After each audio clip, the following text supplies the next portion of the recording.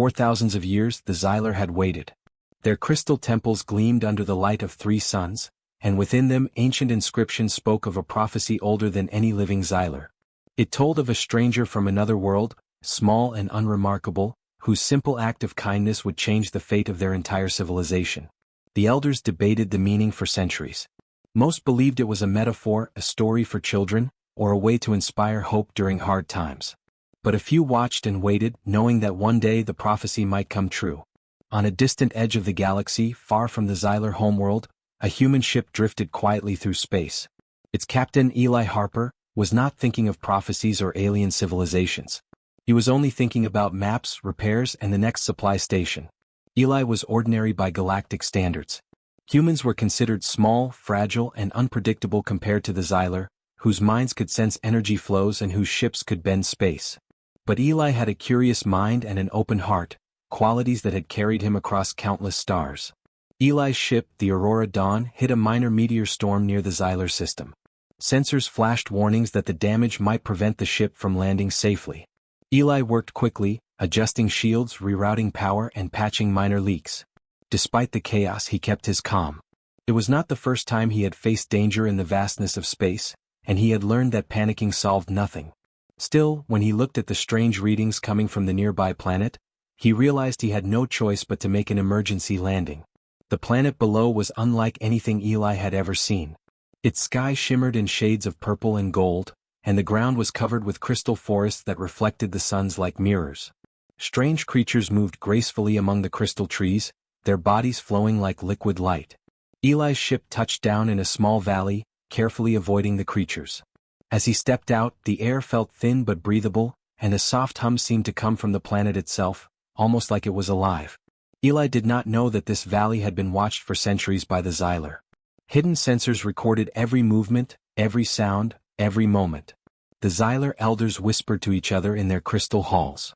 "It begins," one said quietly. "The stranger has arrived." They were unsure who this human was or what he would do, but the prophecy's first step had been set in motion. Eli wandered the valley, inspecting the crystals and marveling at their strange patterns. Some glowed faintly, pulsing with light as if responding to his presence. He did not know he was being observed by beings far more advanced than he could imagine, beings who could sense the intentions in his heart. Eli felt a sudden pull toward a small cluster of crystals that seemed to hum louder than the rest. As he approached, he noticed a creature trapped beneath a fallen crystal shard. It was unlike any animal he had ever seen. Its body was translucent, and light seemed to move through it like liquid fire. The creature struggled weakly, unable to free itself. Without thinking, Eli dropped to his knees and began lifting the shards. The creature looked at him with eyes that shimmered like stars, and Eli felt an unexpected warmth in his chest. He did not know why, but he could not leave it to suffer. Hours passed, though he hardly noticed as he worked to free the creature. Finally, with a last effort, the creature was free. It staggered but did not flee. Instead, it stayed close to Eli, moving its glowing limbs slowly, almost in gratitude. Eli smiled, exhausted but happy, and patted its head gently. Somewhere in the crystal temples, the Xylar elders felt a ripple across the planet's energy. They whispered urgently. "The first act has been done," one said. "He does not even know. The prophecy moves forward." Others shook their heads, unable to comprehend how such a simple human could have such an effect. Eli, meanwhile, had no idea that his small gesture, an act of pure kindness, was not only noticed but recorded in the threads of fate that stretched across centuries. As the suns began to set, casting long purple and gold shadows across the valley, Eli prepared to continue his mission. He had no plan to impress anyone, no desire for glory. He was a human acting as humans often do, by instinct, by empathy, and by the simple urge to help. But the planet had changed. Somewhere deep within its core, a pattern had shifted, responding to his action. And far above, in the shimmering crystal temples, the elders began to prepare. The prophecy, long forgotten by most, was slowly coming to life. Eli looked at the creature one last time, and it nuzzled his hand. He smiled, thinking of nothing more than the quiet satisfaction of helping someone in need. He did not know that this small, ordinary act would echo across galaxies, that it would awaken a civilization, and that he had just stepped onto the first rung of a destiny far greater than he could imagine. Eli had barely slept since he landed. The planet was strange and beautiful, but his mind kept returning to the creature he had freed. It had stayed nearby all night, glowing faintly in the dark as if protecting him rather than fearing him. He had never seen anything like it before, and he didn't understand why it seemed so connected to him. Humans often acted on instinct, on small feelings of empathy, and for Eli helping this creature was as natural as breathing. The morning suns rose slowly, painting the valley in shades of gold and violet. Eli prepared to explore further, hoping to gather supplies or find signs of intelligent life. He had no idea that his every movement was being observed. High above, in the crystal towers of the Xylar temples, invisible sensors recorded him. Scholars and elders crowded the observation halls, whispering urgently. "He touches the creature again," one murmured. "It reacts. The energy flow, it's accelerating." Another shook his head. "He does nothing extraordinary. He is just a human. How could this be?" But humans had a quality the Xylar had long forgotten: innate kindness without calculation. Eli moved through the valley, noticing injured plants and bent crystal trees. He straightened the trees where he could and cleared small rocks from hidden streams. The creature followed him silently, pausing when he paused, moving when he moved. To an outsider, it would have seemed like a simple walk through a strange landscape. To the Xylar scholars, it was a sign that the prophecy was slowly unfolding. As he walked, Eli stumbled upon a small clearing where the air shimmered differently. In the center was another creature, larger and wounded, its glowing body dim and cracked. Without thinking, Eli approached it. He knelt and examined the injury, muttering to himself about what he could do. His hands were steady, calm and careful. He pressed leaves from the glowing plants into the wound and applied water from a small crystal stream. The larger creature shivered, but Eli did not flinch. The Xylar watched in awe. "He heals it," one elder whispered. "Not with technology, not with rituals, with hands and care." Another elder frowned. "This should not work. Humans are weak. Yet the energy patterns are stabilizing, strengthening." For the first time in centuries, the elders felt something unfamiliar. Hope that the prophecy might actually be more than words. Eli did not know any of this. He was focused entirely on helping. The larger creature lifted its glowing head and looked at him. Its eyes seemed almost human in understanding, and for a moment, Eli felt a connection, a quiet recognition that transcended language. He smiled gently and whispered, "You'll be okay. Just hang on." Slowly the creature stood, stronger than before, its glow brighter and more vibrant. It circled him once, nuzzling his shoulder in a gesture of thanks. Eli laughed softly, brushing some dust off his sleeve. Suddenly, a vibration ran through the valley. The air seemed to hum louder, and the crystals along the hills glimmered with new light. Eli froze, unsure what had caused it. The creatures, too, paused and looked around, their bodies vibrating softly with energy. Far above, the Xylar scholars were astonished. "The human touches life, and the planet responds," one said in disbelief. "It is as if the prophecy is moving through him, step by step." Eli explored further, guided now by a quiet intuition. Every creature, every plant he helped, seemed to react in small ways, glowing brighter, standing taller, or bending gently toward him. By midday he realized that the valley was changing around him. Streams ran clearer, plants stood straighter, and even the light seemed softer, warmer. Eli shrugged and muttered to himself, "I'm just cleaning up a bit. Nothing more." The creatures began to follow him in small groups, forming a trail as he moved through the valley. He felt no fear, only curiosity and a strange sense of companionship. Humans were adaptable. They learned quickly and often acted without concern for reward or recognition. Eli's actions were simple, yet to the Xylar they were miraculous. By evening, Eli had returned to his landing site, exhausted but satisfied. The first creature he saved had curled near his ship, resting, while the larger one paced gently nearby. Eli sat on the ground, watching the sun set in brilliant streaks of violet and gold. He did not know that somewhere deep within the Xylar temples, a crystal chamber pulsed in sync with the creature's movements.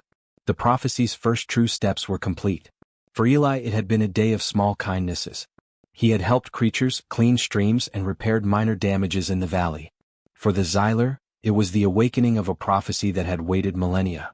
They did not yet understand how or why a human, so ordinary in every way, could have such an effect, but they knew one thing: the stranger was special. As night fell, the creatures settled around Eli, and he drifted into a light sleep beneath the shimmering sky. He dreamed of stars, of light flowing through crystal forests, and of creatures glowing like fire. He did not know that the universe itself was watching, that his simple acts of kindness were the first ripples in a tide that would one day reshape a civilization. And somewhere deep in the Xylar temples the elders whispered again, "The human does not know, but the prophecy moves forward. The stranger has begun what none have dared to begin in 1,000 years." By the third day Eli had grown used to the strange rhythms of the valley. The creatures he had saved followed him like silent companions, moving carefully through the crystal forests. Streams ran clear, flowers glowed softly, and even the light of the sun seemed warmer, brighter. To Eli it felt like the planet was simply welcoming him. He laughed quietly to himself, thinking that perhaps this place was just lucky, or maybe he had just stumbled into a peaceful corner of the galaxy. He did not know he was being watched. High above in the Xylar temples the elders had gathered in urgency. Every sensor, every crystal recorder, every energy thread in the valley had captured his actions. The humans' gestures, small, unplanned, and innocent, had triggered patterns that resonated across the planet. "It is impossible," one elder whispered, shaking his head. "Humans are weak. They should not affect our energy flows." Another elder's eyes gleamed. "And yet, the readings cannot lie. His actions are changing everything." The High Council decided to intervene. A team of Xylar envoys descended from their temples, floating above the valley in sleek, luminous vessels. Their forms shimmered in the sunlight, elegant and alien, almost like living crystal. Eli looked up in surprise and stepped back instinctively. He raised his hands in greeting, though he did not know if they understood gestures. The lead envoy, taller than the others and glowing with soft light, hovered before him. Its voice, though alien, translated into Eli's mind. "Stranger," it said, "you have been seen. Your actions, they have caused ripples that our civilization has awaited for millennia." Eli blinked. "Ripples? I just helped some creatures. I didn't mean anything more." He gestured toward the creatures that followed him. "They were hurt. I fixed them. That's all." The envoy's light shimmered faster, a sign of emotion among the Xylar. "You do not understand. By helping these creatures, you have fulfilled steps of the prophecy. Our elders, we have waited centuries watching for this. And you, without knowledge, without intent, have begun it." Eli shook his head slowly. "I don't even know what prophecy you mean. I'm just a human explorer. I fix things, I help if I can. That's all I know." The Xylar whispered among themselves. Some were skeptical, some confused. "It is impossible," one said. "How can a human so fragile, so unremarkable, influence the fate of our civilization?" Another shook its crystalline head. "Yet the patterns are clear. He is the one." The lead envoy studied Eli for a long moment. "Do you understand that your presence here, your actions, have started changes that will affect every Xylar being? You have done more than you know. Even the planet itself responds to you." Eli stared at the glowing ground beneath his feet. He had noticed that streams and crystals were brighter, that the creatures seemed stronger, but he had assumed it was coincidence. I didn't do anything special," he said quietly. "I just helped because I could. That's all humans do. We help when it matters." The Xylar considered this. The concept of acting without calculation, without expectation of reward, was foreign to them. Their society valued precision, planning, and control. Eli's simplicity, his instinctive kindness, was almost a shock to their understanding. "You act without thought of gain," one elder murmured. This is what the prophecy spoke of?" "Yes," the lead envoy said. "The prophecy requires no knowledge, no power, no skill beyond a pure heart. You do not need to understand it. You only needed to act. And by doing so, you have begun the awakening of our civilization." Eli still felt uneasy. "I don't even know if I can help more. I'm just one human. What if I fail? What if it doesn't matter?" A ripple of light moved across the envoy's form. "Your doubts are human. That is why it matters.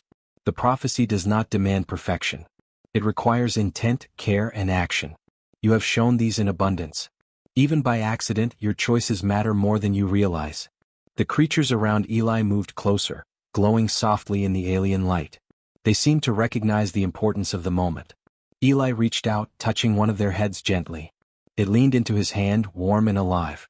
Somehow, he understood that this small connection, this human kindness, was the seed that could grow into something far greater than any one being. The Xylar Council floated silently, observing every gesture. Some still doubted, still whispered about coincidence, luck, and randomness. But the evidence was undeniable. The energy flows, the changes in the environment, and the creatures' reactions all pointed to a single truth. This human, unaware and ordinary by their standards, was rewriting the fate of their world. Eli looked at the council and then at the creatures around him. He smiled softly. "I don't know about prophecies," he said. "I just know that helping someone, even by accident, can make a difference. That's all I can do." For the first time in centuries, the elders felt something they had almost forgotten: hope, pure and simple. They had spent lifetimes seeking the end of the prophecy, and here it was unfolding in front of them. The stranger, unaware and ordinary, was their guide. And though he did not yet know it, every step he took, every act of care, would continue to shape the destiny of an entire civilization. As the suns began to set again, Eli prepared to return to his ship. He had not sought recognition, nor did he understand the magnitude of what he had done. He only knew he had acted out of kindness. But above him, the Xylar Council whispered urgently, and within the valley the creatures glowed brighter. The prophecy was moving forward, and the accidental human had become its first true hero. The valley had changed. Where Eli had walked, streams now sparkled like liquid crystals, and plants that had been drooping now stood tall, glowing faintly in the light of the three suns. The creatures he had saved moved with strength and grace, their energy flowing steadily through their translucent bodies. Even the air seemed different, warmer, calmer, as though the planet itself was responding to the humans' presence. Eli noticed the changes but didn't fully understand them. To him it was just the result of time, rest, and care. He spent the morning walking through the valley again, helping small creatures, straightening bent crystal trees and clearing debris from streams. Each act, small and ordinary to him, caused the plants and creatures to react, glowing brighter or moving more confidently. It was as if his kindness created a ripple, spreading across the land. Eli smiled quietly, thinking, "I'm just doing what I can. That's all." High above, in the Xylar temples, the council monitored the changes. The readings had become impossible to ignore. Energy flows in the planet's core were shifting in response to Eli's actions. Streams of light, invisible to human eyes, traveled through the valley and across the world, linking creatures, plants, and even the crystalline structures of the temples. One elder, usually calm and careful, whispered, "The human moves and the planet responds. This is beyond anything we have seen in 1,000 generations." Another elder frowned. "It should not be possible. He is small, weak. How could one human, so fragile, affect our civilization?" "The prophecy," a third said, "does not require strength. It requires action. It requires intent. And the human has these in abundance, whether he knows it or not." Meanwhile, Eli reached a small hill overlooking the valley. From this height, he could see the full scope of the transformation. Crystals along the hills shimmered with bright, flowing light. Streams ran clearer than any he had seen on Earth. Animals of all kinds moved freely, unafraid. Even the wind seemed to carry a gentle energy, whispering through the trees and rocks. Eli felt a quiet satisfaction, a simple happiness that came from seeing life thrive. But as the day went on, Eli began to notice something else: subtle changes in the creatures' behavior. They no longer followed him like before, they seemed to act with more intelligence, more awareness. One of the larger creatures moved ahead and stopped by a crystal formation, tapping it lightly. Another followed, mirroring the movement. Eli realized they were communicating, coordinating in ways he did not fully understand. Above him, the Xylar Council gasped. "The creatures are evolving," one elder said. "They are responding to the human, learning from his actions." Another nodded. "It is happening faster than the text predicted. The prophecy unfolds before our eyes." Eli watched the creatures for a moment, unsure what to make of it. He shrugged. "Maybe they're just learning to live better here. I can't control them. I just help where I can." Yet every small act of kindness continued to amplify.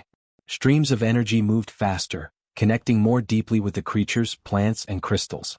The air vibrated with light, pulsing rhythmically like a heartbeat. It was subtle at first, almost imperceptible, but then it grew stronger. Eli could feel it faintly in his chest, a warm, steady pulse that seemed to match the flow of life around him. At the temples, the council began to realize the full scope. "It is not only the creatures that are changing," one elder said. "The planet itself responds. Our energy systems, our structures, even our understanding of life, everything is shifting." Another elder leaned closer to the first. "The prophecy did not speak of destruction or conquest. It spoke of harmony. And the human, without even knowing it, is teaching us what we have long forgotten, that care, compassion, and action can guide a civilization." Eli paused near a stream, noticing that the water glowed faintly. He knelt and dipped his hand in it, feeling a warmth that spread through his arm.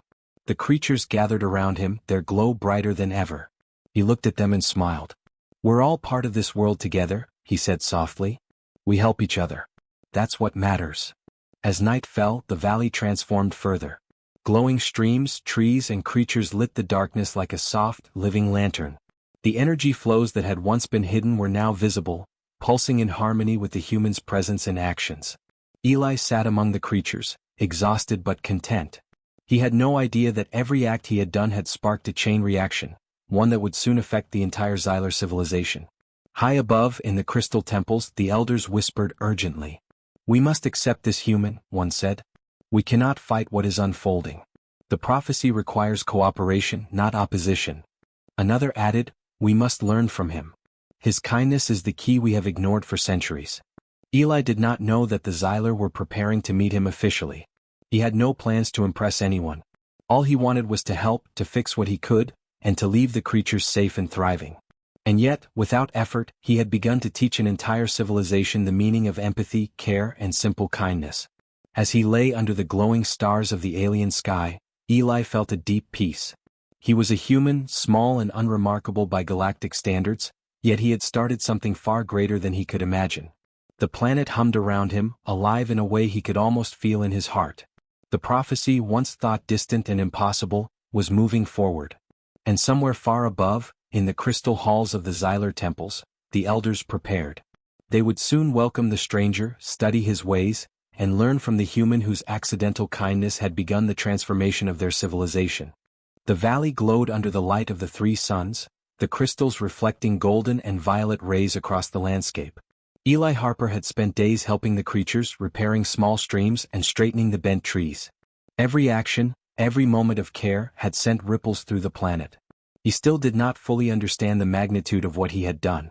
To him it had all been instinct, the simple desire to help. High above, the Xylar Council had made their decision. The prophecy, long thought to be myth, was now unfolding in reality. They would meet the human officially, not as a visitor or an explorer, but as a teacher, a guide, and the key to their civilization's transformation. The elders gathered in the central crystal hall, their forms glowing faintly as they watched Eli from afar. "He does not know," one elder said softly, "yet he has brought life, harmony, and hope to our world. He is the one the prophecy spoke of." Eli had noticed the first signs of change beyond the valley. Energy flows in the planet had begun to shift visibly, streams of light connecting the forests, the creatures, and the crystal structures of the temples. Plants grew faster, stronger, and more radiant. The creatures were no longer timid. They moved with intelligence, forming patterns and even communicating in ways Eli could not understand. Yet he remained humble.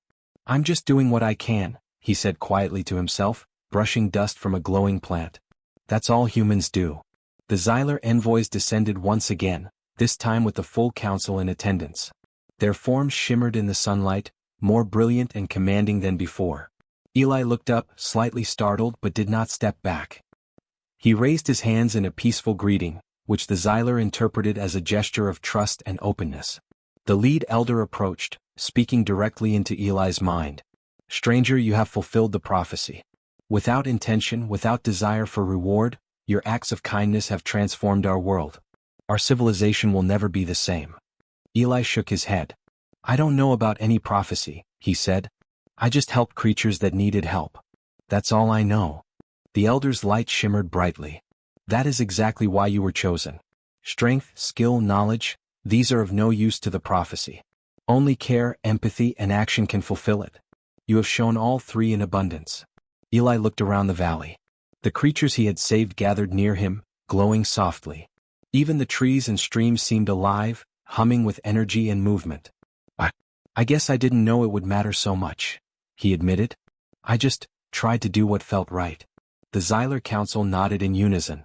"That is the essence of humanity," the elder said. "Unpredictable yet capable of creating greatness through small acts. You have reminded us of what we had forgotten. You have shown us that power is not always strength, and progress is not always invention. Sometimes kindness is enough." Slowly Eli stood. He looked at the valley, at the glowing streams, the tall crystal trees, and the creatures that had grown stronger because of him. A quiet pride warmed him, but he remained humble. "I never wanted to be special," he said softly. "I just wanted to help. If that's enough, then I'm glad." The Xylar Council studied him, realizing that humans were not like them. They were fragile, unpredictable, and often small in influence, but they carried a spark of something unique: empathy, instinctive care, and action without expectation. This spark had touched the heart of the planet itself, awakening energy flows that had waited centuries for the right influence. Over the next few days, Eli worked with the Xylar, showing them simple ways to interact with the creatures and the land. He did not teach them with lectures or commands. He demonstrated through action. The Xylar learned quickly, but they learned differently this time. They learned by following the humans' example of care.